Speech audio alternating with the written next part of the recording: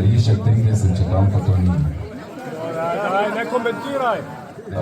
Ampak bo pa seveda skladno z sredstvi, ki so na voljo in skladno z celim mestom in z... Koliko so sklepi, ki so bili danes tukaj sprejeti, obvezujoči za občino in ali jih boste realizirali in če da, ali v teh terminih, ki so jih določili? Vsekakor bomo zelo tehtno preučili to voljo meščanov mestne občine Maribor, ki živijo v Kamnici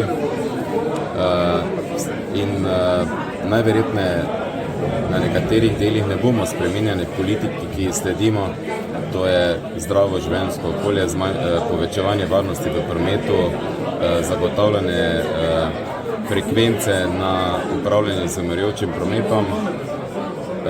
Podpiram pa vsekakor vse, kar je bilo, vse razmisleke, ki so bili v smeri umeščanja v prostor črpalne hidroelektrarne in s tem povezanega daljnovoda, ki ima seveda vpliv na okolje.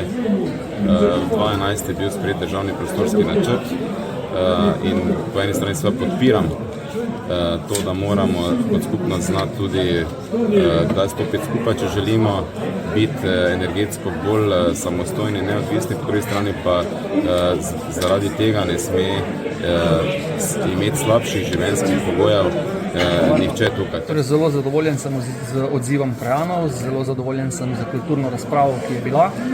Verjamem, da bi vsak moder župan upošteval voljo svojih ljudi, da bi poslušal, kaj ljudje menijo in verjamem, da bo tudi gospod Arsenovič sedaj razumel, da pač ljudje včasih razmišljajo drugače kot on. Slišali smo sprejete sklepe, če ne bodo izvršeni?